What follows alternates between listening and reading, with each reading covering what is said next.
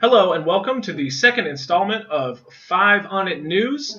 This is a daily video blog that I just started that is meant to condense the most geopolitically impacting stories into an easily understood and fairly quick format. I'm going to try to keep the videos to 10 minutes. Early on, my time management might be bad. It might be more like 15. But, I just want to say that yesterday I posted the first video, and I really didn't expect much. I, expected a couple people to say, hey, I like this. A couple people to say, hey, this sucks. But the response was absolutely wonderful. I got, the video was seen, over 100 times on YouTube. Like 100 people liked the Facebook page, which I'll put in the description. And I just want to say thank you to everyone that watched and everybody that reached out and just said, hey, this is awesome. Keep it up. So thank you very much. My name is Edwin Leskin. The date is the 12th of February, 2015. And without further ado, let's go ahead and get right into it. The second installment of 5. Oh my gosh. Oh my gosh. Wow. I didn't even notice. We're actually joined today in the studio by the executive producer of this show, Mr. Fluffy Waffle. For those of you who can't see, Mr. Fluffy Waffle is a 2-inch tall plastic kitty cat. What's that? Only an inch and a half? No, man, I don't believe it. You got to be like 1.8, 1.95. Oh, come on. You ball, right? You got a ball. I mean, come on, you ball. Right? Okay. Cool. All right, are there any problems? I got to get to this. Oh, my shirt. Oh, my gosh. Mr. Fluffy Waffle is expressing some concern about me wearing a cool shirt 2 days in a row, setting a precedent of cool shirts. I just want to say to Mr. Fluffy Waffle and everyone at home that I don't have that many cool shirts. So you're going to see a lot of regurgitation of cool shirts, similar to what I'm doing with the news. And you're going to also see a lot of uncool shirts. So stay tuned for that. Sorry about that. Can I get to this? What is that? Okay, so no, there's no feline-based news today. No kitten news. I'm sorry, I will try to find more kitty cat-based content, if that's what you want. I love working with you, so I will try to make that happen. Okay, great. All right, well, let's get... Are you just going to be right there? Okay, I can do this with you looking over my shoulders. No, it's no problem. Okay, so anyway, without further ado, let's get to it. Second installment, 5 on It News. There's really only 2 major stories I want to cover today. There's really not much going on in the news, except for a bunch of random stuff happening across the world that I don't think really affects you. The 2 major stories are actually follow-ups on yesterday's stories. The first, Ukraine. Yesterday, if you remember, I was talking about there was renewed fighting amid peace talks that are going on. Well, these peace talks between Ukraine, Russia, France, and Germany actually came together fairly well. They put together a peace plan. They set up a ceasefire coming up very soon, I think on like the 23rd or something like that. That's really, really cool. At the same time, there was a ceasefire on September 19th of last year, so we'll see if this holds. And also, the people are saying, the reporters are saying that the fighting is going to ramp up and really get really intense right up until that ceasefire, which I think is very interesting. The separatists are going to try to probably gain as much land as they can, even though I believe the border that's being drawn for this conflict is kind of already set. But we're going to see fighting right up until when the ceasefire happens, and the ceasefire is withdrawing heavy weaponry to at least 30 miles away from the front line, exchange of prisoners, withdrawal of foreign troops, and a lifting of a humanitarian siege on some of the rebel-held areas. So, more fighting, but a ceasefire. We'll see how it goes. Overall, it's probably the best we could have hoped for yesterday. Another thing coming on with that is that the Sweden's central bank had some surprising stimulus measures that are going into effect dealing with this deal.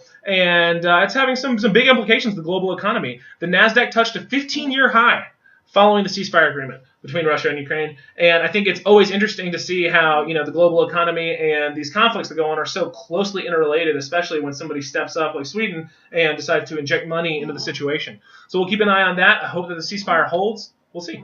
Okay, moving on, we're going to talk about the first thing I talked about yesterday, which is President Obama, the President of the United States of America's request for new war powers. So he did ask Congress to authorize military force against the Islamic State of Iraq and the Levant, as he likes to call it, ISIL, because it gives a broader scope to the stuff aside from ISIS and Syria, and it's not Islamic State, which makes it seem like a real state. So just a little background there.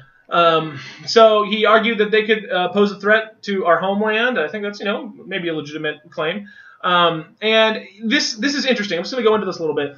This resolution would see, no geographical limitations of what we could do. We kind of pursue these people anywhere. And it would also not be like a really, really intense ramping up of what we're going to do in this conflict, it kind of walks the line of making sure that war-weary Americans that have just been at war for over a decade, are not like, upset that we're going to send over tons of troops or anything. Who knows what President Obama really wants to do? Maybe he wants to just put troops on the ground and go gung-ho. But he's definitely kind of trying to make sure that a lot of groups are happy. I'm not really sure, but it does look like there's going to be positive reception of this request. So we'll see how it goes. We'll see what we're doing. I will let you guys know. So those are the two big stories that really impact you. I think they impact the world. I tried to go in and find a lot of stuff that maybe connects two parts of the world and stuff that I think is important.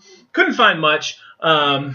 So today we're going to move right into the quick mention right now. Quick mention is where I just come through and just kung fu as many little stories that maybe weren't big or anything, but that I want you to know about just for the sake of knowing about, that I found interesting. And so without further ado, let's get to it. This is the final segment in the video. Quick mention. Egypt, court orders release of Al Jazeera staff ahead of the next hearing. Okay, so some Al Jazeera staff members, some reporters have been held, I think potentially since the revolution or close to there, in Egypt, and it's been really, really intense for the Al Jazeera staff. I mean, these men were convicted of some sort of spying or something, but finally, for the first time, they have bail until their next court hearing, which is only, I think, in 13 days. But at the same time, they're going to get out of jail for a little bit. That's wonderful for them, and I congratulate the Al Jazeera staff. That's amazing. I know that they've really been struggling with the fact that that's been ongoing.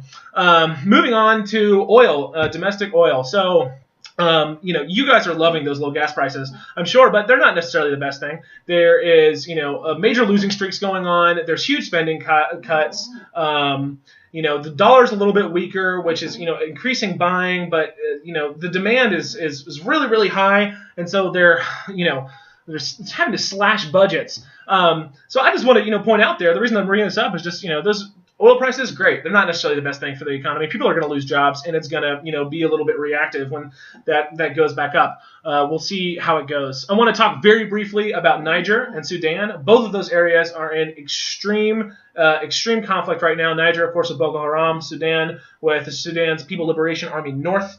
And a lot of people are being displaced. And I encourage you to look those up if you care about, some of the other conflicts going on that you won't see as much in the news. But it's really intense over there for those people. My heart goes out to them. Moving onward, U.S. senators are introducing a bill to lift the embargo on Cuba, the trade embargo. I think this is a good thing. I think that this is, my bias, my opinion, but there's a lot of people that are like, no, we shouldn't trade with Cuba until they, raise their humanitarian standards and introduce some democracy. Well, I think that, it's always been our idea that, we spread the trade and the democracy maybe comes next. So I think that it's a good thing. I think that, some freedoms are going to, occur if there's more trade going on with Cuba. Cuba's a weird place. Like, I believe that most citizens can't leave the country, but, if you're from a country that can go to Cuba, you can just go and leave anytime you want. So hopefully they ease up on that, but I think this is a good thing. Moving on, I want to talk a little bit about Chinese cybersecurity. Beijing is requesting banks and I think, financial structures to hand over, secret source code and to adopt Chinese encryption algorithms.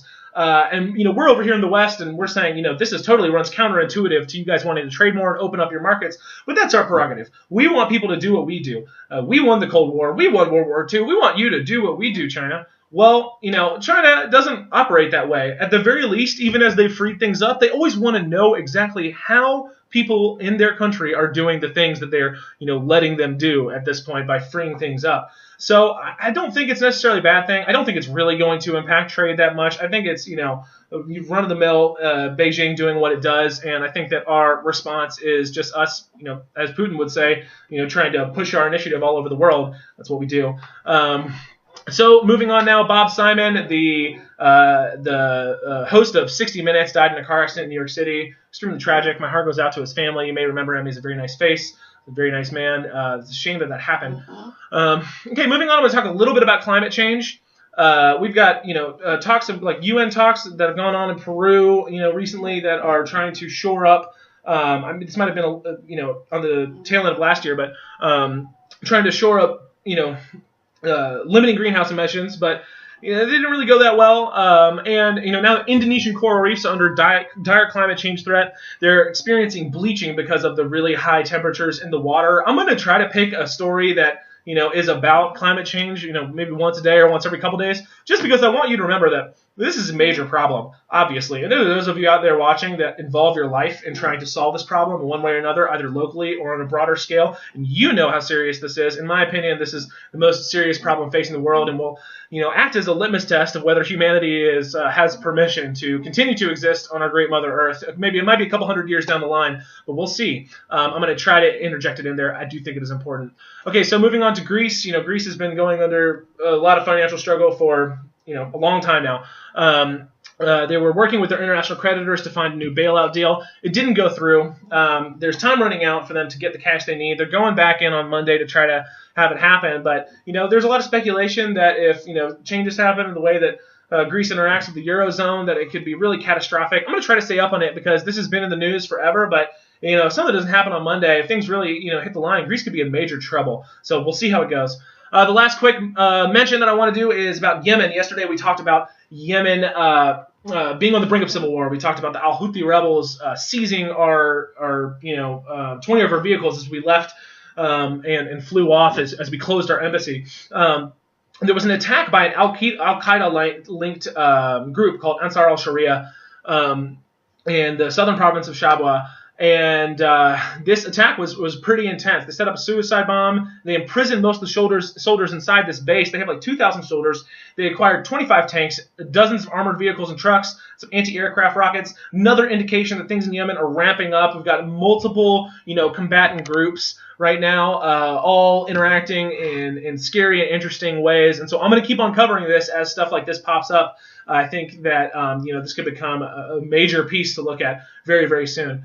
So that's the stuff for today. That's my quick mentions. That's the, all the stuff. Let's see, where are we at? 11:50. That's great. That's great. I want to keep, the videos down to somewhere around this range. Mr. Fluffy Waffle, was everything good?